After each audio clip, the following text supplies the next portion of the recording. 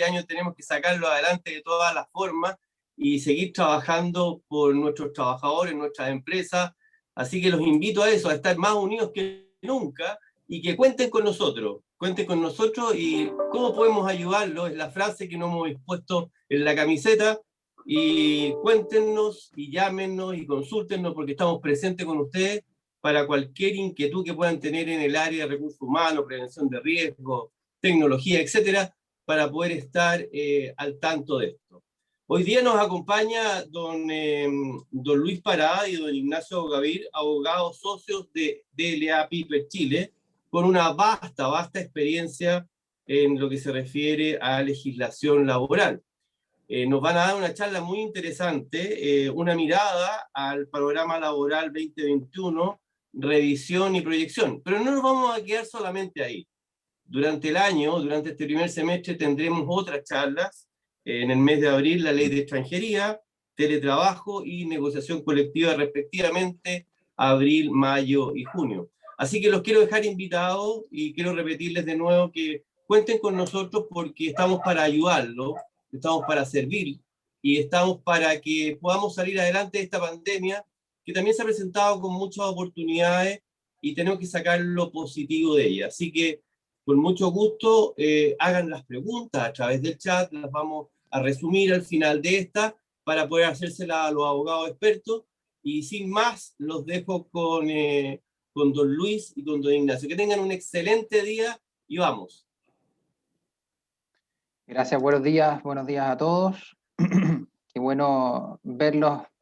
Yo creo que este es el tercer año que hacemos esta charla y la verdad es que echo de menos ya el auditorio de la CIMED. Era bastante simpático poderlos ver a todos, pero bueno, estamos en esto y esto es lo que nos toca, así que bueno verlos, aunque sea de forma remota.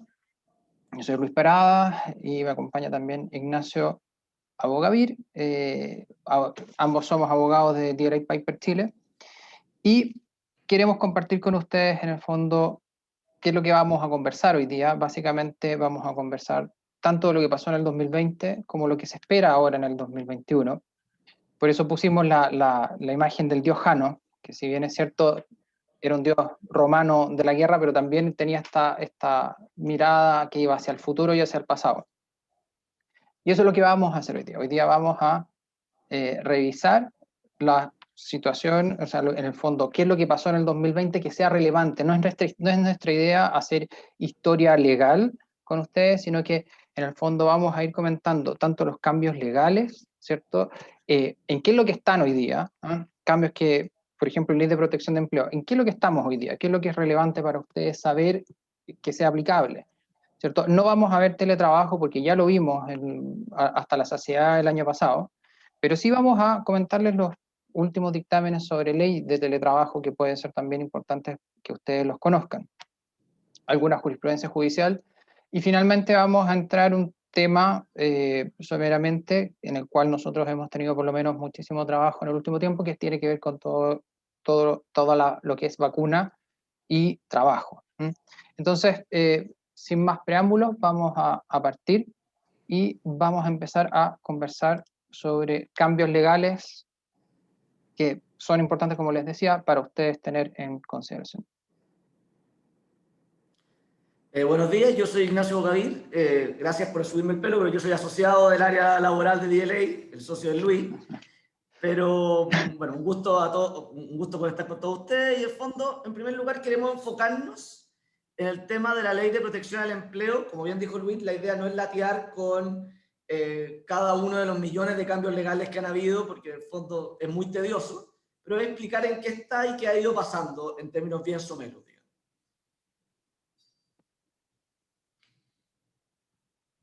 Ya. Primero, para hablar de la Ley de Protección al Empleo, es importante ponerse en perspectiva y entender que la Ley de Protección al Empleo incluye 4 leyes, o sea, 3 leyes y 2 pequeños cambios, digamos, que son la Ley 21.227, que ahí está el nombre, pero esa es la que originalmente uno entiende como Ley de Protección al Empleo. Posteriormente está la Ley 21.247, que es esta Ley de Crianza Protegida o Postnatal de Emergencia, que son como los 2 nombres publicitarios que existen. Y en tercer lugar está la Ley 21.263, que en el fondo es la que mejora y flexibiliza los beneficios del seguro de cesantía para en estas circunstancias. Posteriormente a eso, además existen, porque la última ley mencionada, digamos la ley que mejora y extiende los beneficios, permite al presidente de la República, por medio de decreto supremo, o sea, por acto administrativo y yo no tener el Congreso, a extender los beneficios de la Ley de Protección al Empleo y los pactos de suspensión, o sea, perdón, las suspensiones de relación laboral por actos de autoridad, los pactos de suspensión y los pactos de reducción. Por lo cual esos son 3 decretos supremos, todos del Ministerio de Hacienda, que ahí aparecen, pero el relevante para nuestros efectos es el decreto supremo 297, que fue publicado el 6 de marzo del 2021. ¿En qué estamos hoy día, digamos? Hoy día la Ley de Protección al Empleo plantea que hasta el 6 de junio del 2021 se permite, o sea, digamos, se puede suspender la relación laboral por actos de autoridad, dícese cuarentenas o cuarentena de los fines de semana en la fase 2. Se autoriza a otorgar hasta un 15º giro con cargo al Fondo de Cesantía Solidario para las prestaciones cuya relación laboral se encuentre suspendida por acto de autoridad. O sea, podemos llegar hasta el 15º giro. Recordemos que originalmente el Fondo de Cesantía permite hasta un 5º o incluso hasta un 7º giro en situaciones de alta cesantía, como es la que estamos actualmente, pero acá ya más que doblamos. O sea, se permitió más que doblar. Además, hay que considerar que esto incluye la mejora a los beneficios del seguro de cesantía que se dan en esta época. Y se extendió la posibilidad de suspender por padre y madre y cuidadores, mientras permanezca suspendido el funcionamiento de establecimientos educacionales, las relaciones laborales de forma unilateral. Esto es importante, que el requisito fundamental es que estén cerrados los establecimientos educacionales, lo que cada vez debería, esperemos, tender a ser menor. Y respecto a esto, lo quiero hacer presente, digamos, en respecto a las licencias médicas preventivas parentales, que sería el postnatal de emergencia, o sea, perdón, la licencia por COVID, esa depende de la existencia o inexistencia del estado de excepción, del estado de catástrofe, por lo cual no está indexado, por decirlo de una forma, a estos decretos, sino que está indexado a la existencia o no del estado de catástrofe. Y por último, hasta el 31 de julio del 2021 se extendió la posibilidad de suscribir pactos de reducción de jornada.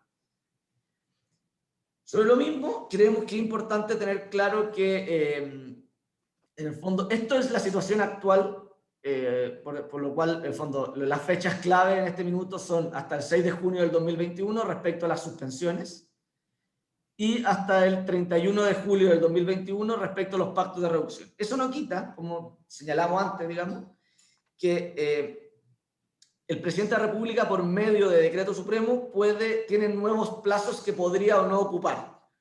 Por lo cual, respecto de las suspensiones de jornada, podría eventualmente prorrogar la existencia de esta ley o de las suspensiones por acto de autoridad hasta el 6 de diciembre del 2021. Lo mismo respecto de la ley de crianza protegida. También se permite al presidente extender la vigencia de los pactos de reducción de jornada hasta el 31 de diciembre de este año. Pero, como ya señalamos, esta es la situación, lo que aparece en la lámina es la situación actual, y para que todo lo que sea avanzar hasta diciembre o meses intermedios dependerá de que el presidente dicte o no dicte decreto supremo extendiéndolo. Eso respecto a la Ley de Protección al Empleo. Ya. Respecto a la Ley de Migración, como señalamos previamente, la idea de nosotros es hacer una explicación bien somera para explicar en qué está, porque hasta hace un par de meses aparecía mucho en la noticia, al menos, que la Ley de Migración estaba avanzando, y la Ley de Migración estaba avanzando, y de repente, hace más o menos, digamos, desde el 15 de febrero del 2020, dejó de salir el tema, digamos. Entonces, respecto a lo relevante, es que esta ley está aprobada por el Congreso, es decir, no queda, al menos por parte del Congreso, no quedaría ningún trámite pendiente. El presidente, además, ejerció lo que se llama el oficio no veto, es decir, que dijo que no iba a vetar o hacer observaciones al proyecto de ley. Entonces, lo que estamos ahora pendientes es simplemente O sea, también, por otro lado, un grupo de parlamentarios llevó esta ley al Tribunal Constitucional, la cual acogió en algunas partes, pero en algunas partes no esenciales, digamos, algunos temas menores, digamos, que se puede analizar posteriormente, pero en el fondo, pero esa sentencia salió el 29 de enero del 2021. ¿Y qué queda para que avance el proceso? Al menos hasta mañana, no he revisado hoy día, el Tribunal Constitucional todavía estaba pendiente de dictar sentencia respecto del control obligatorio preventivo respecto de leyes orgánicas de servicios o de leyes relativas a la administración del Estado. En este caso, como se da cuenta acá, el fondo al menos crea un servicio, además de que modifica otros servicios de administración del Estado, pero por eso, en términos generales, está en un trámite que es, o una gestión que corresponde a un control obligatorio preventivo del Tribunal Constitucional, que es más bien algo que debe ocurrir por la Constitución que nos rige actualmente. Y en términos generales, ¿qué establece esta ley? Esta ley establece que entrará en vigencia una vez que se publique el reglamento, respecto al cual el presidente tiene un año para dictarlo desde la publicación. Existe la posibilidad, pero eso no lo sabemos, que atendido que esta sería una ley emblemática de este gobierno, debería tratar de ser dictado dentro de este periodo de gobierno. Y mientras no entre, o sea, dictado y en lo posible que cumpla el control de la Contraloría y sea publicado, ¿no? Por otro lado, que es importante tener presente, mientras que no entre en vigencia la ley esta ley, se rige las leyes actuales, por lo cual, y lo señala expresamente el proyecto de ley, no se afectarán los derechos adquiridos de los ciudadanos extranjeros residentes en el país, por lo cual un extranjero debería quedar en una situación igual o mejor, una persona que ya tiene visa, digamos, o ya es residente legal en Chile. Además se establece que el presidente deberá definir una política nacional de extranjería y se crea un Consejo de Política Migratoria. ¿Qué significa eso? Que teóricamente, no sabemos en qué va a resultar, pero al menos el presidente, por medio de sus ministros, debería dictar un decreto supremo que defina la política nacional migratoria, la cual debería tender a definir o regular qué es lo que queremos como país para regular o tender a la migración. Por ejemplo, esto es un ejemplo porque podría ser cualquier cosa todavía. Por ejemplo, que definiéramos que faltan doctores en una determinada región del país o que falta un cierto tipo de profesionales en un cierto lugar del país o ciertas especialidades definidas para la cual se van a dar ciertas simplificaciones migratorias. Y por último, se crea el Servicio Nacional de Migración, el cual reemplaza al Departamento de Extranjería y Migración, lo cual supone que debería ser un procedimiento más eficiente, expedito y rápido, sobre todo, que el procedimiento actual, pero eso está por verse. Y fundamentalmente, en términos bien concretos, una de las cosas que cambia es que, salvo las visas de los diplomáticos, todo debería ser tramitado por vía de este servicio, sea o no con el apoyo en consulados o en el país. Pero en el fondo sería todo por medio de este Servicio Nacional de Migraciones. Por eso, ¿perdón? No. Perdón, quería decir que esta es un resumen porque vamos a hacer, como decía Eugenio inicialmente, una charla en extenso sobre este punto. Perdón, Ignacio. No te preocupes. Pero en el fondo lo relevante que queríamos marcar es que esto está andando, la ley, en el fondo, no está publicada, pero está aprobada y estamos a la espera de trámites obligatorios de rutina, entre comillas. Puede salir cualquier cosa, pero normalmente no debería pasar nada. Y además que para efectos de cualquier extranjero que trabaje con ustedes, debería quedar en una situación igual o mejor, que eso es importante tenerlo claro.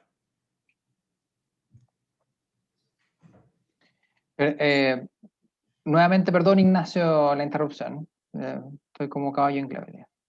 Vamos a hablar de otra ley que está aprobada en el Congreso y que está también en revisión en el Tribunal Constitucional. Aquí no hubo un requerimiento de inconstitucionalidad, sino que pasó por un control preventivo obligatorio constitucional. Y el presidente también aclaró que no va a ejercer el veto constitucional, por tanto, una vez que nosotros tengamos esta ley publicada en el Diario Oficial, o sea, una vez que salga el Tribunal Constitucional, se va a promulgar, va a salir publicada en el Diario Oficial, y de ahí va a tener una entrada en vigencia a los 6 meses.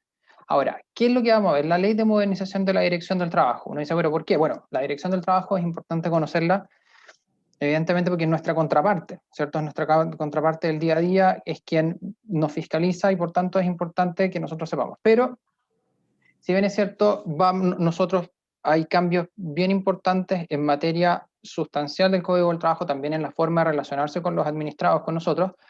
No vamos a meternos, evidentemente, en todos los cambios de planta, que eso es una parte bastante sustancial e importante de este proyecto de ley, porque es un tema más de derecho administrativo o derecho público, pero sí queremos comentar con ustedes algunos cambios importantes, tanto en la manera de relacionarse de la dirección, como algunos cambios sustanciales que tenemos que tener presentes, que se van a venir en corto plazo.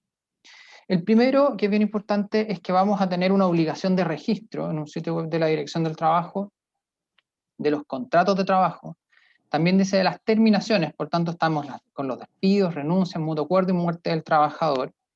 Y es importante que toda esta información, hasta el momento, parece ser independiente de la obligación de información en el caso de las cartas de despido. No hay una modificación del artículo 162 y por tanto entendemos que sigue esa obligación, pero además vamos a tener que cargar toda esta información en el sitio web de la Dirección del Trabajo. Y lo relevante es que la Dirección del Trabajo, con toda esta información, va a tener el derecho y la facultad, más que el derecho, la facultad de poder utilizar para su fiscalización. Por tanto, podría eventualmente iniciar algún tipo de fiscalización y revisar todos los finiquitos que tengamos o todas las cartas de despido. Van a poder hacerlo. De hecho, eso es parte importante, vamos a verlo un poco más adelante, de las nuevas facultades que se entrega a la Dirección del Trabajo, que se le va a permitir acceder a toda la información que obligatoriamente tengamos que tener. Vamos en su sitio web, vamos a verlo en unos pocos minutos. Tenemos que, además, va a existir una obligación de incorporar los correos electrónicos, los correos electrónicos en los contratos de trabajo. Los trabajadores, junto con su fecha de nacimiento, van a tener que además señalar su correo electrónico. Y también está este avance, que por lo menos para nosotros, que es la posibilidad del pago de remuneraciones mediante transferencia electrónica a costo del empleador. Si bien es cierto, esto es algo que todo el mundo hoy día realiza, la verdad es que uno se va al Código del Trabajo y hoy día eso sigue siendo, no está expresamente reconocido, sigue siendo el método por defecto establecido en el Código del Trabajo, el pago de remuneración en dinero efectivo. Por tanto, esta es una norma que está bastante atrasada y esto es por supuesto, un update importante que reconoce las situaciones que estamos hoy día, ¿verdad? Importante en negociación colectiva, se establece la posibilidad de la Dirección del Trabajo de poder citar a las partes a una mediación voluntaria. No es obligatoria la asistencia, pero puede de oficio citar. Lo que está hoy día vigente es que la Dirección del Trabajo solamente puede mediar salvo el periodo de mediación obligatoria, que como ustedes recordarán, es ese periodo que se abre cuando se ha votado la huelga y antes de 5 días alguna de las partes pide la activación, que esa es una mediación obligatoria. La mediación obligatoria, la voluntaria, solamente procedía cuando las dos partes estaban de acuerdo. Ahora, la Dirección del Trabajo puede de oficio citar una mediación voluntaria, cosa que probablemente va a ser una buena alternativa. Puede ser una muy buena alternativa, no digo que necesariamente lo vaya a hacer, pero puede ser una buena alternativa en conflictos que pueden ser más complejos y donde la autoridad en el fondo va a haber algún espacio de solución, ¿ya? Es interesante que se establece dentro de este proceso de negociación de mediación voluntaria, la Dirección del Trabajo va a poder asistirse de terceros expertos a costos de la Dirección del Trabajo que tienen que ser propuestos por las partes. Acuérdense que esto es una mediación. Como es una mediación, es un tercero que intenta acercar a las partes. No es un árbitro, no impone una decisión, es un intento de acercar a las partes en estos procesos, ¿ya? Así que yo creo que es una muy buena noticia que la dirección se le esté dando esta facultad y también que puedan ser asesorados, sobre todo cuando pueden haber aquí, ¿cierto? Sobre todo en procesos más industriales, donde pueden haber aspectos técnicos que sea relevante considerar que a lo mejor el fiscalizador, mediador, no tiene por qué finalmente conocer. Siguiendo la línea de los organismos públicos más modernos, en el fondo que hoy día tenemos como la CMF, como el Servicio de Impuesto Interno, se va a establecer que el director nacional tiene la posibilidad, ¿cierto?, de hacer consultas públicas sobre normas de carácter general interpretativo de normas laborales. Esto es bastante importante porque muchas veces es un insumo importante de las autoridades, las intervenciones que pueden hacer los privados respecto de las potenciales regulaciones que se van a hacer. Y en ese sentido, las asociaciones gremiales como ACIMED, en el fondo, también van a tener aquí una posibilidad, una palabra adicional que decir, y siempre es interesante poder ver qué es lo que se viene, hacia dónde está apuntando la autoridad, antes de que tengamos esta interpretación o normativa ya en vigencia. En este sentido, hay que acordarse que si bien es cierto, las interpretaciones normativas de la Dirección del Trabajo son únicamente obligatorias para los funcionarios de la administración pública, en particular de la Dirección del Trabajo, no son obligatorios para los privados, evidentemente que siendo nuestra contraparte, a nosotros nos interesa saber cuál es la interpretación que le está dando la Dirección del Trabajo y cómo esta nos puede afectar. Y nosotros veremos si nos acoplamos o no a esa interpretación, pero de todas maneras es muy importante lo que aquí se plantea. Se establece también esta norma, que si bien es cierto, jurisprudencialmente la Contraloría ya lo había dicho, ahora se consagra los estándares que tiene que tener la fiscalización de la Dirección del Trabajo, siguiendo también la Ley de Bases Generales de Administración del Estado y la Ley de Procedimientos Administrativos, y establece claros principios: responsabilidad, gratuidad, eficiencia, eficacia, coordinación, impugnabilidad de los actos administrativos, control, probidad administrativa, transparencia y publicidad. Si bien es cierto, como les decía, esto ya estaba reconocido en la jurisprudencia, se decidió dejar meridianamente claro cuáles son estos principios, para que no haya duda, especialmente respecto de los fiscalizadores que tienen que cumplir con todos estos elementos, y evidentemente el no cumplir con algunos de estos principios nos va a permitir también un argumento adicional respecto de la impugnación de las resoluciones que se emitan que no cumplan con estos requisitos. Se baja al máximo de la sanción para las microempresas, que antes era que actualmente, porque todavía no entra en vigencia, es de 1 a 10 UTM, y pasa hasta un máximo de 5 UTM. Ahora estamos hablando de microempresas, empresas que tienen hasta 10 trabajadores. Por tanto, es bastante reducido el universo, pero bueno, es importante de todas maneras. No sé si alguno de ustedes a lo mejor ha visto el famoso tipificador infraccional, que es básicamente un catálogo de las sanciones de la Dirección del Trabajo, que tiene una división entre empresas grandes, medianas y pequeñas, y según el tipo. Bueno, este tipificador infraccional, que es bastante útil, era una creación de hecho, básicamente, de la Dirección del Trabajo, no tenía ningún amparo ni sustento jurídico, y lo que se hace con esta ley es reconocer esta facultad de hacerlo a la Dirección del Trabajo, y es más, se le impone la obligación de hacerlo y de aplicarlo, ¿ya? Por tanto, se da este respaldo legal. La verdad es que esto ya venía funcionando hace bastante tiempo, pero de todas maneras es mejor, también nosotros estimamos de esa manera, reconocer legalmente estas competencias y estas facultades que no era claro que la Dirección del Trabajo tuviese las facultades para poder hacerlo. Esto es muy interesante, hay un cambio en la situación jurídica del multiroot. Les recuerdo básicamente la cuestión. El multiroot es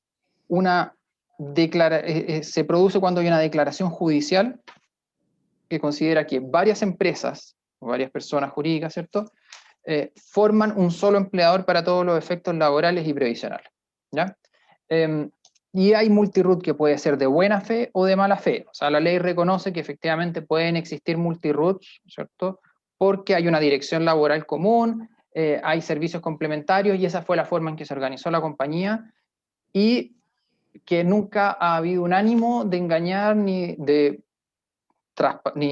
decir navegar los derechos de los trabajadores, ¿ya? De eso puede pasar. Pero también está la figura de mala fe, sancionado por el artículo 506, donde se dice, mire, y además de multirroot usted puede ser de mala fe si es que esto lo ha hecho para burlar derechos a los trabajadores, típico caso, tener 2 empresas para que nunca tener máximo de 20 mujeres en cada una de las unidades, o tener una unidad que es la que se lleva toda la utilidad, la otra no la tiene, y por tanto no pago gratificación en la que sí tienen los trabajadores.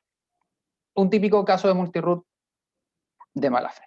¿Qué es lo que sucedía? Nosotros teníamos una sentencia que declara el multirroot, por tanto declara que 2 o más empresas son un solo empleador, y podía ocurrir, y por supuesto que esto requería de ciertas condiciones. La más básica, existe una dirección laboral común, o sea que hay una cabeza laboral respecto de todas estas unidades, y por otra parte, dice la ley, existen a lo menos servicios complementarios, o existe un controlador común, son unos colgajos más accesorios de alguna manera, ¿ya?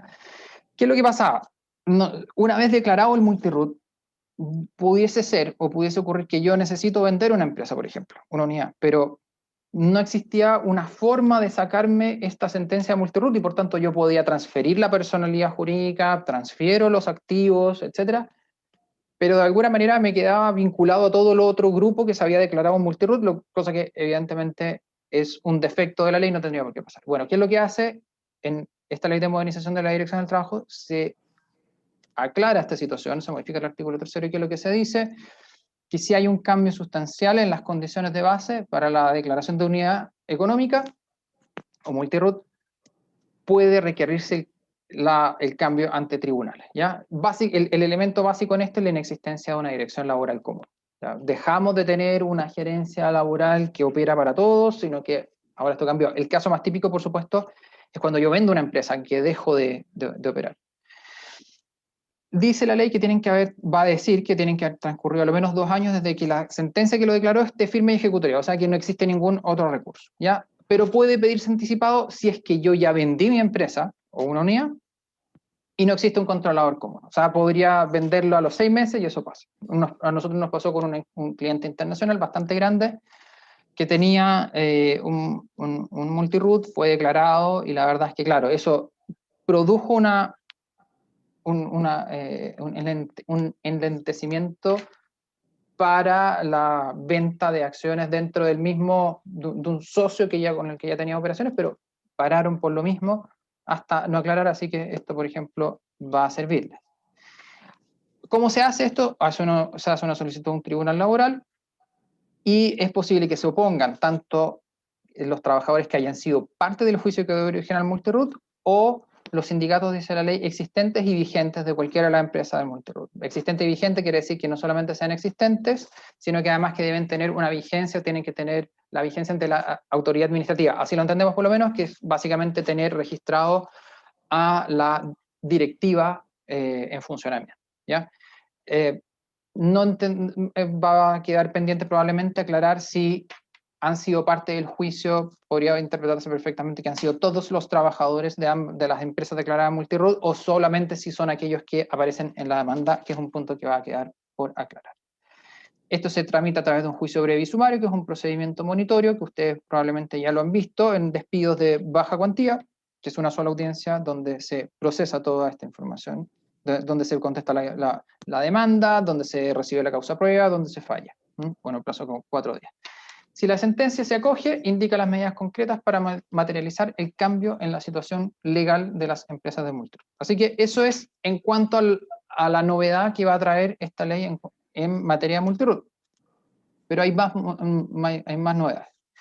Notificaciones, citaciones y comunicaciones legales, dice la ley, a través de correo electrónico. Esta va a ser la forma preferida por la autoridad de ahora en adelante para comunicarnos. Las notificaciones de resoluciones de multas, sobre peticiones, nos van a llegar a los correos electrónicos, por tanto va a ser crítico que ustedes tengan los correos electrónicos actualizados, y por supuesto que esos correos ojalá sean genéricos y lleguen a varias personas, porque la verdad es que si a alguien se le perdió, a alguien no lo leyó, le llegó el spam, van a perder con sus plazos.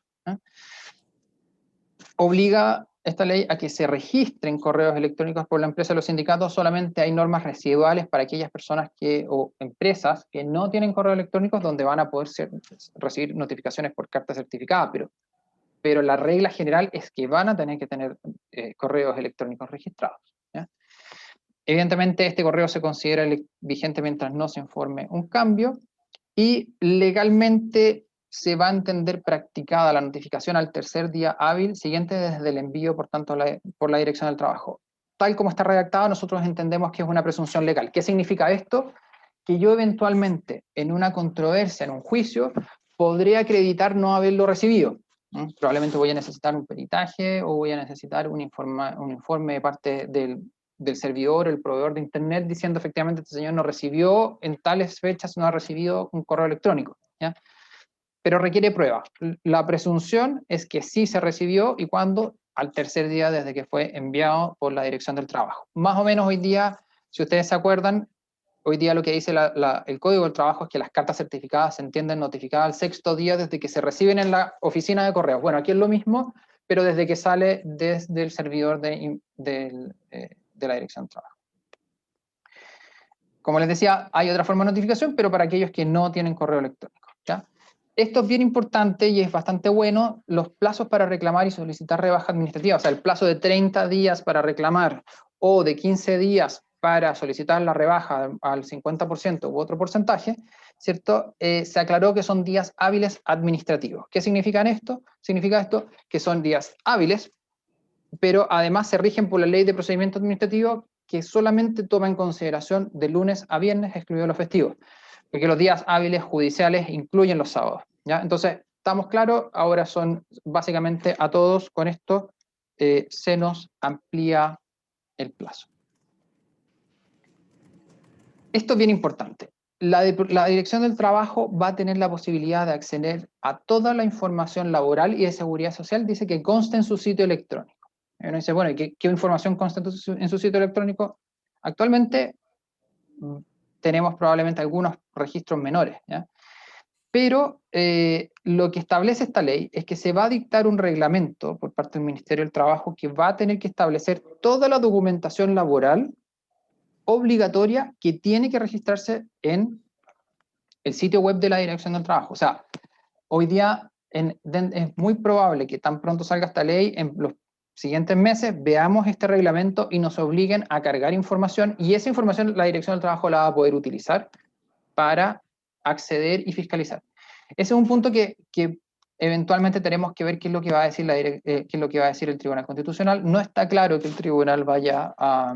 No hay un reclamo en particular de nadie, pero va a ser interesante escuchar qué es lo que tiene que decir el Tribunal sobre este punto. A lo mejor no dice nada, pero pueden haber ahí algunas dudas sobre las facultades que podría o hasta dónde puede acceder a información personal la Dirección del Trabajo respecto a esto, pero es un punto que está por verse. Hoy, como salió la ley del Congreso, dice esto, y por tanto vamos a tener que prepararnos. Vamos a ver más adelante en esta presentación que ya viene un adelanto de eso con el libro de remuneraciones electrónicos, ¿ya? Vamos a verlo más adelante, pero va a estar esta facultad de la dirección. También se establece el principio del relacionamiento electrónico. Lo que dice es que la Dirección del Trabajo se va a relacionar con nosotros de manera electrónica, de tal manera que el trámite presencial vamos a irlo dejando de lado, y esto significa que las reconsideraciones, reclamaciones, las solicitudes de interpretación, todas se van a tener que realizar de manera electrónica, nos van a responder de manera electrónica, y la ley exige a la Dirección del Trabajo que tenga un sistema de seguimiento. Eso es súper importante porque la verdad es que hoy día, si bien es cierto, hay ciertos trámites que podemos hacer electrónicamente, muchas veces no se tiene idea. El caso más paradigmático, por supuesto, es extranjería, donde uno no tiene idea en qué es lo que está perdido el trámite, si alguna vez le llegó o no a la autoridad administrativa. Bueno, este sistema se va a pedir con seguimiento, ¿ya? Aquí es lo que les comentaba, que el Ministerio del Trabajo tiene que emitir este reglamento donde se va a indicar qué es lo que tiene que incorporarse a la Dirección del Trabajo.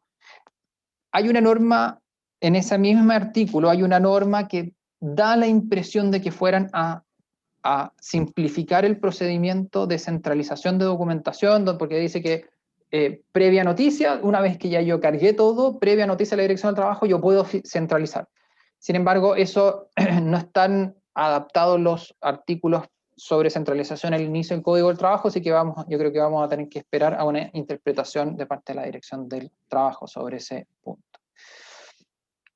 Último cambio legal relevante, si bien es cierto, entra en vigencia el 1 de noviembre del 2022, quisimos señalarlo igual porque es una obligación adicional de la ley de inclusión, para aquellas empresas que están obligadas a dar el cumplimiento de la ley de inclusión sobre 100 trabajadores, no más, ¿cierto?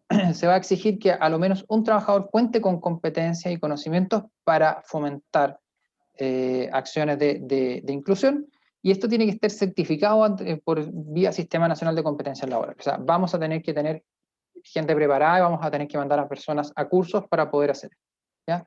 También las empresas tienen la obligación de promover políticas de inclusión y esto tiene que ser informado anualmente en la Dirección del Trabajo, y dice la ley que van a tener que establecer normas sobre igualdad de oportunidades e inclusión en tareas diarias y en actividades extraprogramáticas. Por tanto, se va a venir también una nueva ola de trabajos en esta materia. Ignacio les va a comentar un nuevo dictamen y un nuevo criterio que se va a abrir respecto a la ley de inclusión, pero eso lo vamos a ver a continuación en cuanto a la jurisprudencia administrativa en un rato más.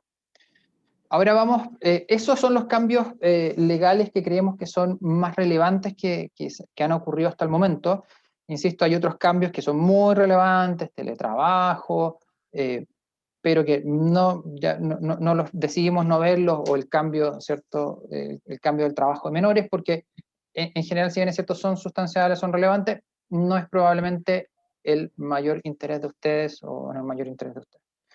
Vamos ahora a revisar algunos fallos que han sido de interés, y que puede ser de interés para ustedes conocer, y de los cuales podemos hacer algunos comentarios ¿cierto? Que nos puedan un poco ilustrar hacia dónde va la micro en buen chileno.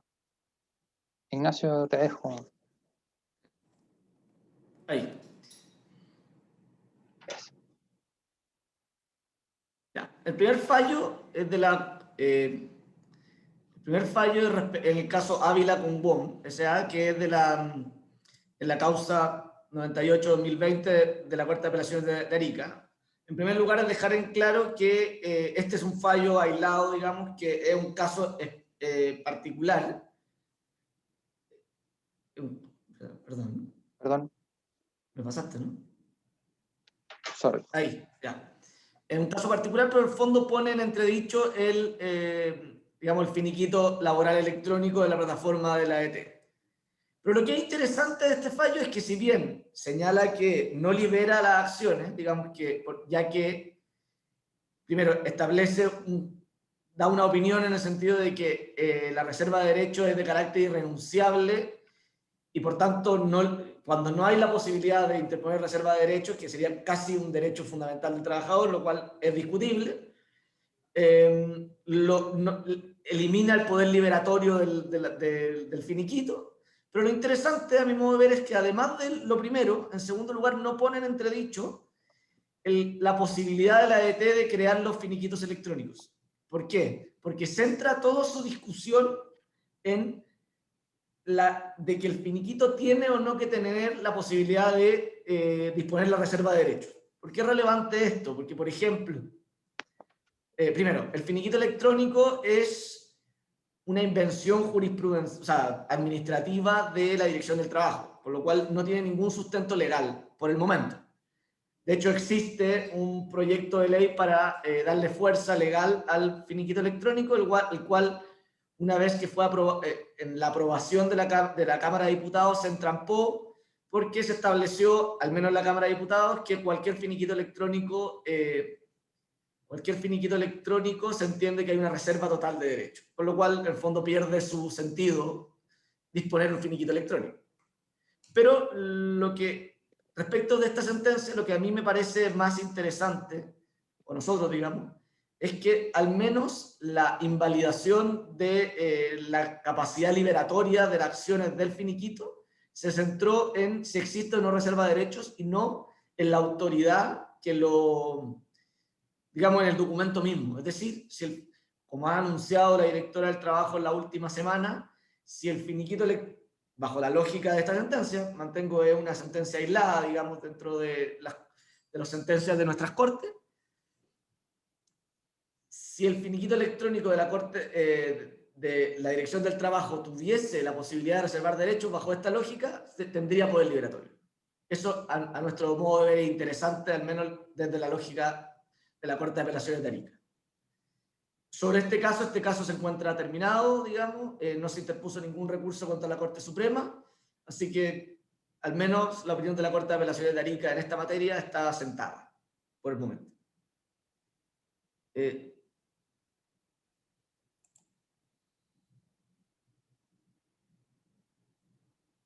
Ya. Respecto al caso Araya-Riquelme con otra, Araya Riquelme y otra con Ripley Store S.p.A., 98-2020, era también de la Corte de Apelaciones de Arica. Lo relevante es que consideró, perdón, esta es de la Corte de Apelaciones de Chillán, está mal el título.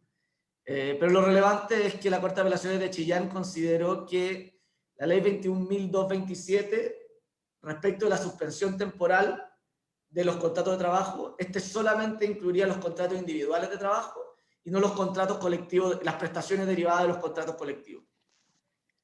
¿Por qué es relevante esto? Porque en el fondo esto, en cierta forma, falla en contra del tenor literal de la Ley 21.227, la cual señala que se entenderán suspendidos los contratos regulados por el Código del Trabajo. Por eso es relevante, porque en el fondo el contrato colectivo y el contrato individual, ambos son tipos de contratos, como de hecho, la definición de contrato dice en el Código del Trabajo, habrán dos tipos de contratos de trabajo, los individuales y los colectivos, por lo cual falla contra norma en cierta forma. Respecto de esta sentencia, está pendiente un recurso de queja contra la Corte Suprema, por lo cual está pendiente si la Suprema o no ratifica esta interpretación. Pero al menos lo que ocurrió fue una interpretación de la Corte de Apelaciones del Juzgado de Letras de Chillán. Posteriormente se recurrió de nulidad.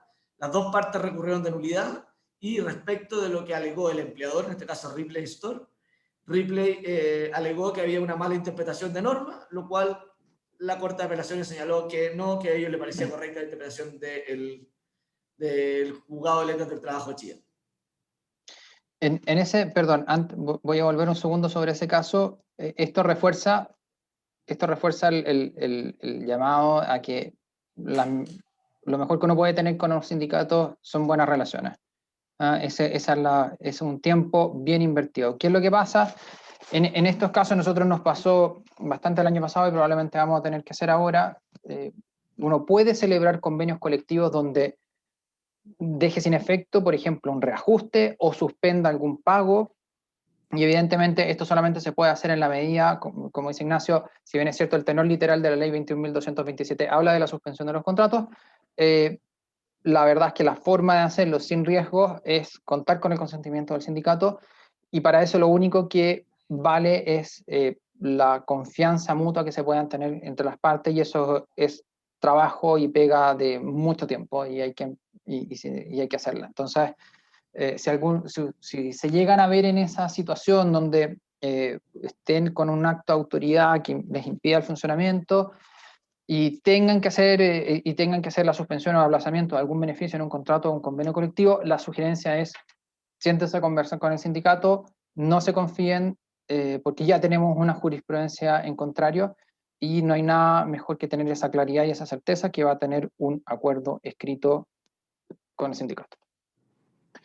Otra sentencia que queríamos compartir con ustedes es el fallo Mena con Central de Compras, ¿ya? Básicamente se los resumo.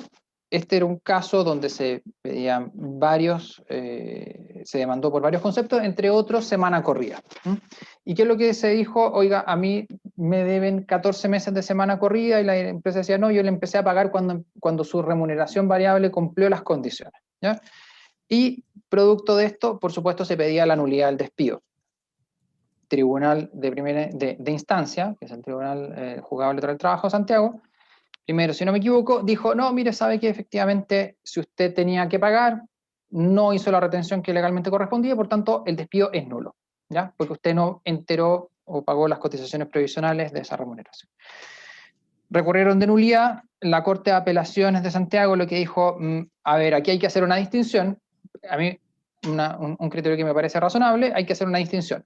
Si había una discusión entre las partes de si procedía o no procedía la semana corrida, y recién esto se aclaró en la sentencia definitiva, efectivamente la empresa no estaba en condiciones de hacer retención de cotizaciones previsionales. Y por tanto, si bien es cierto, está bien que se le obligue a pagar la semana corrida, eso no está en discusión, no nos parece que se deba además sancionar con la nulidad del despido cuando es recién un punto discutido de derecho que recién se aclara con la sentencia definitiva, ¿ya? El problema es que la Corte de Apelaciones no tiene este mismo criterio y ¿qué es lo que falló en la unificación?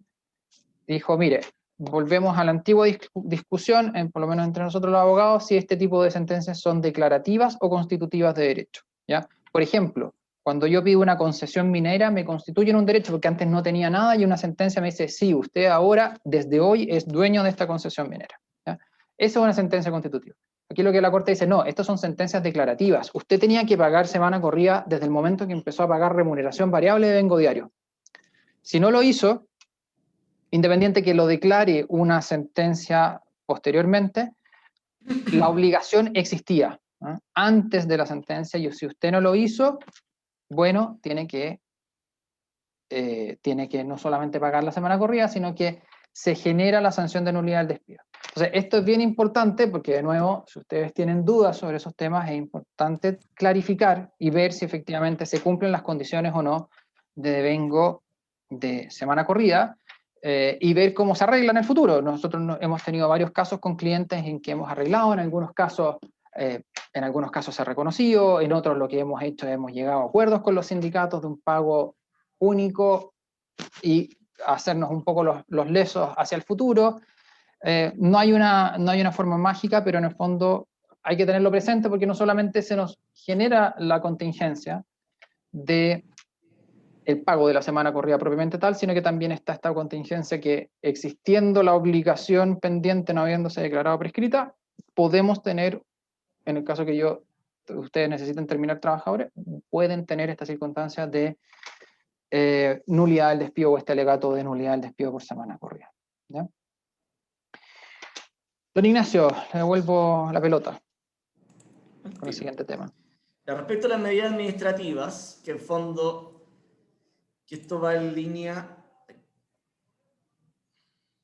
esto va en línea a una pregunta que se realizó, digamos, pero en primer lugar, también explicando en qué está ahora, porque en el fondo, respecto a los instructivos para permisos de desplazamiento, han existido múltiples instructivos del Ministerio del Interior, pero lo relevante, la última actualización es del 15 de marzo del 2021, y obviamente existen varios permisos que han sido utilizados por todos probablemente, pero en el fondo, refiriéndonos al caso de la empresa, podemos hablar del permiso único colectivo, que es relevante respecto a lugares en cuarentena o transición, que es la cuarentena durante los fines de semana, finalmente.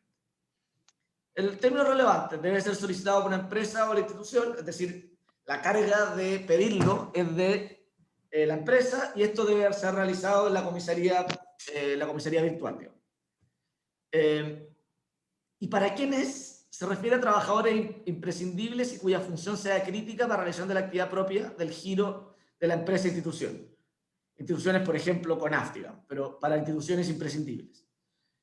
Lo que se agregó en el instructivo de enero, pero a nosotros nos surgieron varias preguntas porque al menos Canal 13, si no me equivoco, lo mencionó para esta última actualización, es que esa declaración debe hacerse desde enero, o sea, los permisos aquellos que han solicitado desde enero, y está pensado justamente para que al menos la carga de la prueba en cierta forma pase a la empresa. Es decir, si usted me dice que es esencial, dígame, y es una función crítica, ¿por qué lo es? Explíquemelo en una frase, 2 frases. Respecto de la obligación para los trabajadores, estos deben portar, además de este permiso, digamos, su contrato de trabajo, un certificado de la relación laboral con una vigencia no mayor a 30 días. Esto en el fondo para mostrarle al carabinero o al funcionario municipal, si es que corresponde, o al Seremi de Salud, mostrarle, en fondo, tengo el permiso y estas son las funciones que realizo. También esto cada vez se ha ido explicando mejor, digamos, pero ¿qué ocurre con los prestadores de servicios o las personas que prestan servicios con boletas de honorario, digamos? Y lo que se ha señalado es que la empresa usuaria, que sería la empresa esencial en este caso, de acuerdo a los diversos criterios que ha dispuesto la autoridad, debe extender un certificado señalando, bueno, la individuación del trabajador, la empresa empleadora, que eso es general, pero en el fondo no para los trabajadores honorarios, y los servicios que desempeña la empresa esencial. Esto está pensado tanto para un trabajador que presta a honorarios de forma más o menos constante, como un trabajador que va a hacer una función específica. Por ejemplo, se reventó una caldera, digamos. Son funciones esenciales y la forma de explicarlo es por medio de este documento, este certificado, digamos, que eso sería lo que esta persona debería mostrar, y la empresa solicitar en la comisaría virtual este permiso. Y lo otro que se ha agregado es que en el fondo, porque en su momento se ocupó mucho para salir de Santiago por los fines de semana o para en el fondo moverse por la ciudad libremente o por regiones, en el fondo se señala en principio que no permite el traslado interregional o por cordones sanitarios, salvo que la empresa lo diga expresamente que por sus funciones tiene que moverse entre regiones. Por lo cual, en el fondo, nuevamente se mueve la carga de la prueba en cierta forma al empleador, o al menos hacer una declaración de que la persona, para moverse o para cambiar de región, tiene que pedirlo expresamente. Ya. Posteriormente vamos a hablar de la jurisprudencia administrativa. Acá vamos a mencionar algunos dictámenes que nos parecen los más relevantes de este año. Algunos, en cierta forma, se encuentran un poco desactualizados, porque en el fondo la situación de pandemia, la situación de los colegios, digamos, y las salas cunas ha ido variando, pero igual es importante tenerlo presente, sobre todo por el criterio. En relación, ahí están los números de los dictámenes, para no latear no los voy a señalar, pero en primer lugar, respecto al derecho a sala cuna y pandemia, la Dirección del Trabajo ha señalado o ha reafirmado la idea de que los derechos laborales son irrenunciables, sobre todo especialmente el derecho de sala cuna, pero también da un criterio de realidad, en el fondo señalando que en aquellos casos que la entrega del derecho de sala cuna, en las tres opciones que ha señalado la Dirección del Trabajo para su cumplimiento, las cuales son que la empresa mantenga una sala cuna, o que ésta construya habilite sala cuna anexas con otras empresas, o pagando directamente el establecimiento de sala cuna la prestación de sala cuna. Cuando ello es imposible, que era este caso ya que esto era imposible en este caso por el cierre de las salas cunas, el empleador puede pagar un bono compensatorio de la sala cuna. Lo importante, las dos cosas importantes que nosotros vemos en esto es el criterio. En caso de excepcionalidad se puede pagar el bono compensatorio. Y en segundo lugar es que este bono compensatorio mantiene su carácter compensatorio, es decir, es no imponible. En segundo lugar, respecto de... hay un dictamen que generó mucho ruido en el ámbito de los abogados laborales, por lo menos, no sé si a usted le llegó, que es el de combinación de jornadas, que a nuestro modo de ver simplemente mantiene la regla general, no agregó nada muy nuevo, pero lo hacemos presente porque se circuló mucho, que en el fondo es que viene a reiterar que la jornada de trabajo es de base semanal. ¿Qué quiere decir esto? Que en el fondo yo no puedo tener dentro de una misma semana jornadas de X cantidad de horas y jornadas exentas de jornada, o sea, y trabajadores exentos de limitación de jornada. Y esto se preguntó en el marco del teletrabajo, pero se aplicó en términos generales, porque la regla sigue siendo la misma. Por lo cual, si yo tengo una persona que una semana tiene una limitación de jornada, por ejemplo, 45 horas a la semana al máximo, y la semana siguiente, por cualquier razón, las partes acuerdan que esa semana va a estar exento de jornada en virtud de sus funciones, no hay ningún problema en la medida de que sean en base semanal. Posteriormente, este es nuestro modo de ver el más importante de los dictámenes que les vamos a mostrar, digamos, que es el dictamen que hago el link con la nueva ley de la demonización de la Dirección del Trabajo, es que se reconsideró la doctrina sobre cumplimiento de la obligación del 1% de personas con discapacidad conforme al Código del Trabajo. Para poner en contexto, ¿qué significa esta obligación? todas aquellas empresas que tienen durante un año calendario un promedio mensual superior a 100 o más trabajadores, están obligados a tener un 1% de trabajadores en aquellos meses que hayan superado este límite de 100 personas. ¿Qué significa esto en la práctica? Que si en enero yo tuve 100, o sea, si ya superé este límite y en enero yo tengo, o sea, soy aplicable para esta obligación, y en enero tengo 105 personas, en febrero tengo 86, en marzo tengo 115, cada uno de los meses que tengo sobre 100 personas, tengo la obligación de tener un 1% de trabajadores con discapacidad o asignatarios de una pensión de invalidez, de acuerdo a cualquier régimen previsional. Y eso debe ser cumplido el primer día hábil de cada mes. Mes aplicable, digamos. Pero en lo relevante, ¿en qué cambia la doctrina? Es que acá hay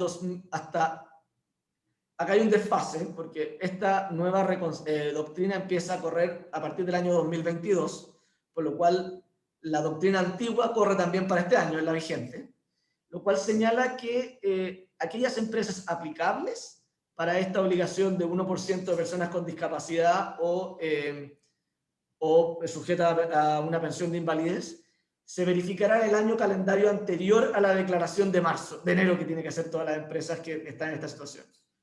Por lo cual, en el fondo, yo me daba cuenta, yo como empresa, o me doy cuenta, si soy aplicable o no soy aplicable en base atrasada, digamos, porque voy a saber en 2021, o sea, 2022 en este caso, si debía haber cumplido el 2022. O sea, el 2020, perdón.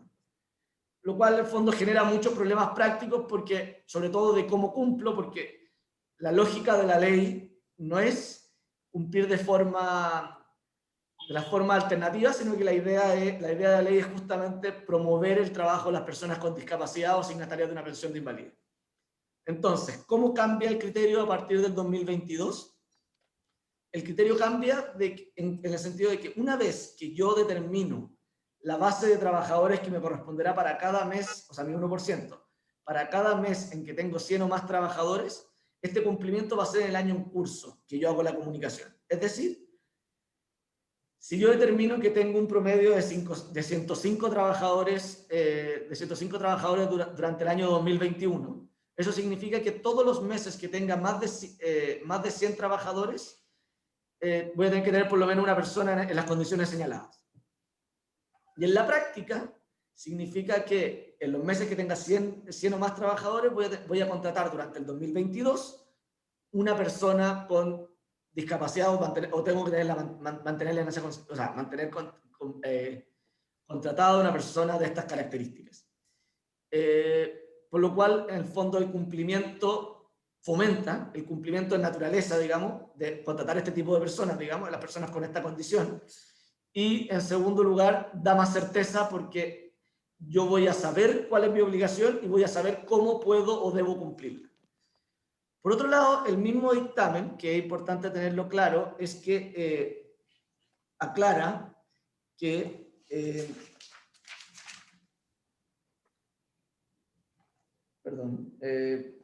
aclara que en abril del 2020, o sea, en abril pasado, se acabó la posibilidad de cumplir esta obligación por medio de los modos alternativos cuando no es por razones fundadas. Por lo cual, en el fondo, que el cumplimiento por modo alternativo es por medio de una donación a instituciones que fomenten que trabajen con personas con discapacidad o por medio de la contratación de empresas que tengan contratadas personas con discapacidad. ¿Por qué es importante esto? Porque en el fondo ahora debemos estar seguros que estamos en el caso de ser una empresa que por razones fundadas no puede prestar servicio con personas con discapacidad o asignatarias, pero ya no hay este chip libre que existía. Eso.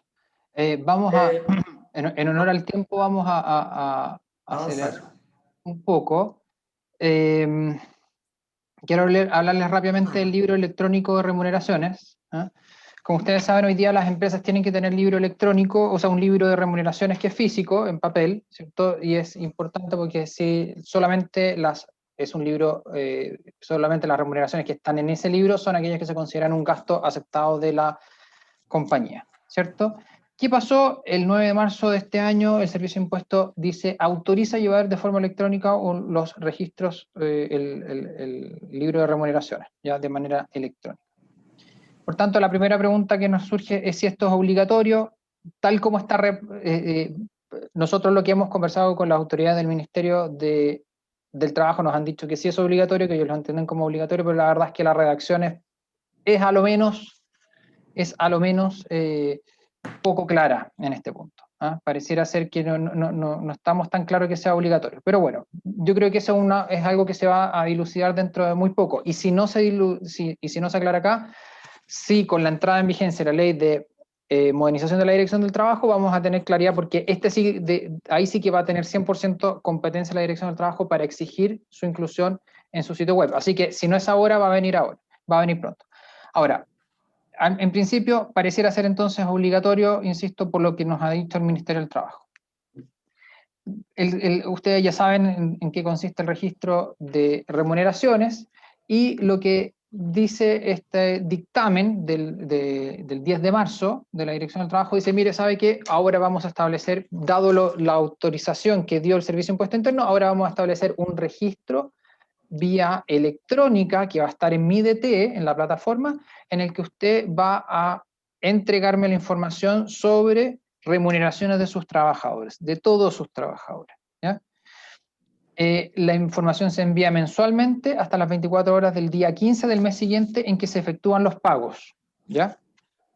¿Y qué es lo que se informa? Remuneraciones, pagos no remunerativos, o sea, colación, movilización, descuentos legales y convencionales y aportes del empleador a la seguridad social, ¿ya? ¿Cuándo se debiese hacer la primera declaración? Tendríamos hasta el 15 de abril, ¿cierto? Para el mes de marzo de 2021. Si se cumple en marzo, dice el dictamen, las empresas van a poder declarar enero y febrero hasta el mes de julio de 2021, ¿ya? Y si alguien se incorpora el 2021, dice que las remuneraciones del 2020 las va a tener que declarar igual para efectos de fiscalización y cumplimiento. Por tanto, tendríamos, como lo entendemos, hasta el 31 de diciembre del 2021 para además dar toda la información respecto al 2020. Insisto, es bien dudoso lo que ocurre acá con la legalidad. Se publicó en el Diario Oficial un manual del 19 de marzo, ¿ya? Así que también está todo ya complementado, el portal MiDT está funcionando, así que si alguien, así que ya está plenamente operativo para su utilización, ¿ya? Si les parece, vamos a la ronda de preguntas. Teníamos una última lámina sobre vacunación y trabajo, pero al parecer no nos dan los tiempos. Exacto. Uh-huh. Luis Ignacio, yo creo que por el tiempo, yo creo que vamos a las rondas de preguntas, que a lo mejor podemos tocar este tema en nuestra próxima conferencia. Lo que me queda de la presentación de ustedes, y les doy las gracias, digamos, a los dos, es que tenemos grandes oportunidades en este minuto. Hay mucha, la verdad es que es mucha información, a lo mejor algunos la tienen más presente y están más al tanto de ella, pero creo, y me pongo en la mayoría de las empresas, que aquí hay mucho desconocimiento de la normativa y la puesta en marcha. Por lo tanto, de inmediato es cómo podemos levantar dentro de nuestro gremio e invitar a todas las personas que están ligadas a esto, no solamente a la jefatura o a los gerentes, sino que a las personas que están en la primera línea, encargados de remuneraciones, analistas, contadores. A veces es una sola persona, pero poder hacer extensivo realmente esta formación y esta capacitación que nos obliga, en algunos casos, a tener la legalidad vigente de buena forma, por efecto de multa, por efecto que tenemos que hacerlo bien, independiente de la multa. Así que es la primera reflexión que me hago, tanto para el equipo nuestro de ACIMED, del Comité de Personas, como también para ustedes, y que a lo mejor no hayan 54, que hayan 200 personas en esta reunión, realmente de poder bajar esto que es muy, pero muy importante. Voy a la ronda de preguntas. La primera pregunta dice así: ¿cómo se debería determinar el valor de la asignación de teletrabajo? La verdad es que en ese punto, a ver, en ese punto no hay una norma específica que nos diga cómo se determina. Tiene que ser un gasto razonable, equivalente o que sea suficiente para poder costear los gastos de operación de ese trabajador desde su hogar, ¿ah?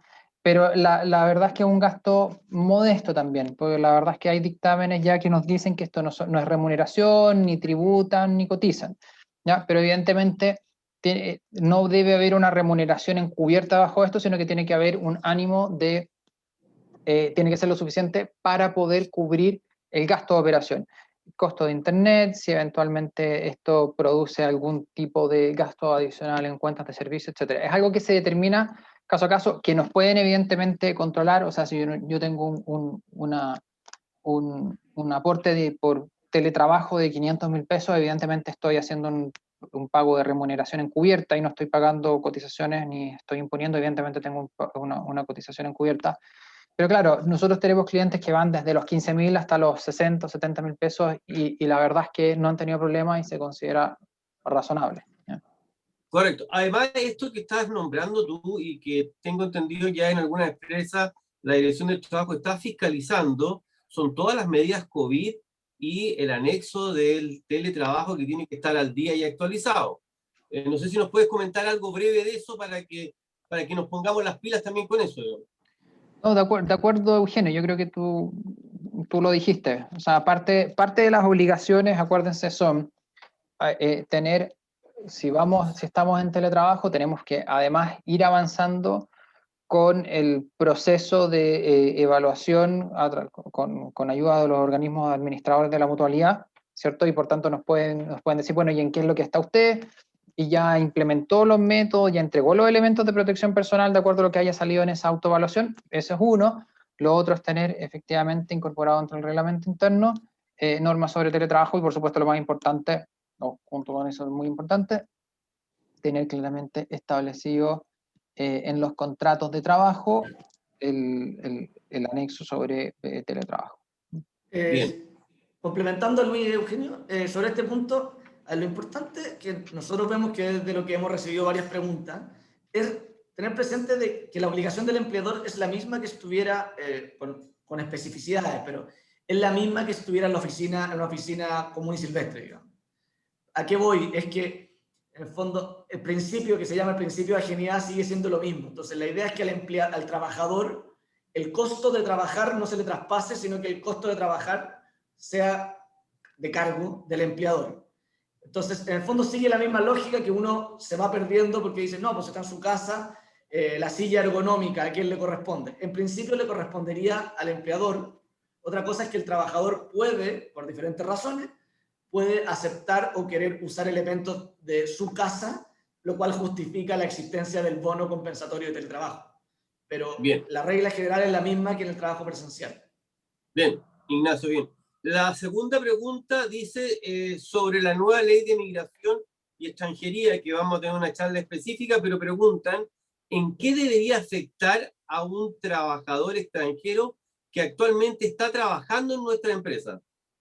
En esto la respuesta es bien simple y es importante tenerlo claro que es nada. En principio es nada. Solamente su categoría migratoria va a mutar a las nuevas categorías migratorias, pero al menos va a quedar igual o mejor.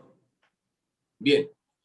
Y por último, para no extender más las preguntas, voy a hacer la última pregunta que me parece muy interesante. Dice, ¿qué pasa con las empresas catalogadas como esenciales que siguen funcionando en cuarentena, pero hay trabajadores que en el proceso no son esenciales o bien voluntariamente no quieren concurrir a trabajar en cuarentena? ¿Puedo enviarlos a la ley de suspensión por acto de la autoridad para que perciban el pago del seguro de cesantía, considerando que tampoco hemos bajado nuestras ventas, por lo cual no podemos pactar la suspensión? Me parece muy interesante la pregunta. A ver, sobre este punto, yo distinguiría dos cosas, digamos, porque hacen una distinción respecto de dos tipos de personas, las personas no esenciales o las personas que no quieren ir voluntariamente a trabajar por la situación de cuarentena. A ver, en primer lugar, es importante tener claro que está bien, lo entiende perfectamente Luis, que en el fondo esa es la distinción fundamental entre la suspensión y los pactos de suspensión. La suspensión supone que hay un acto de autoridad que me impide a mí trabajar, pero hay ciertas empresas que por su carácter esencial deberían o deben seguir prestando servicios. Pero en este punto, prestar servicios. Y por otro lado, los pactos son para empresas que por sus condiciones económicas, digamos, les conviene o necesitan firmar pactos de suspensión. Sobre este punto, ¿por qué hago la distinción entre esenciales y no esenciales? Porque si son esenciales, en principio deberían mantener la prestación de servicios. Si son no esenciales, las resoluciones exentas que ha ido sacando el Ministerio de Hacienda señalan, el Ministerio de Hacienda junto con el Ministerio del Trabajo, cada cierto tiempo dictan resoluciones señalando cuáles son las zonas en cuarentena o zonas que no están en cuarentena y habilitan al pago del Fondo de Santidad. El tema es que la realidad ha superado a la ficción, digamos, a las normas, y la realidad han dado mucho más rápido que la ficción, como yo le digo a las normas, digamos, en este caso. Pero dicha resolución al menos señala en el artículo 3º que se declara que la actividad o establecimiento exceptuado de paralización podrán considerar un funcionamiento necesario e indispensable, resguardando siempre la seguridad y salud de los trabajadores, así como la adecuada provisión de los bienes y servicios a la ciudadanía. ¿Por qué lo leo? Porque en el fondo lo relevante es que lo que está pidiendo la autoridad, y que es por contraparte la autorización a trabajar, es que en el fondo debe trabajar al menos con el mínimo posible, o sea, con lo indispensable. Por lo cual, todas aquellas personas que la empresa pueda justificar que no son indispensables, pueden suspender, o sea, no debería haber problema para suspender la relación laboral, porque en el fondo lo relevante es que haya cuarentena, que las funciones sean, que la empresa sea esencial y que las funciones sean críticas o indispensables. Claro.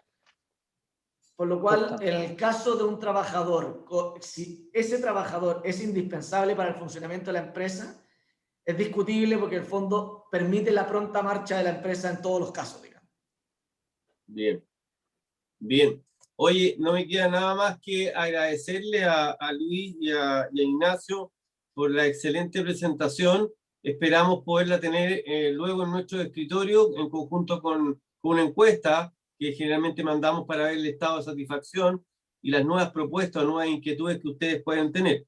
Aprovecho de dejarlos invitados para abril con la ley de extranjería, para mayo con teletrabajo y para junio con negociación colectiva. Nos interesa mucho su opinión, la opinión de cada uno de ustedes, de las charlas que quieren, de las conferencias que quieren, de los temas que quieren abordar a través de este canal de ACIMED. Les deseo que tengan un excelente día y que sea muy productivo y que se cuiden mucho porque seguimos en pandemia. Muchas gracias y que tengan un muy buen día.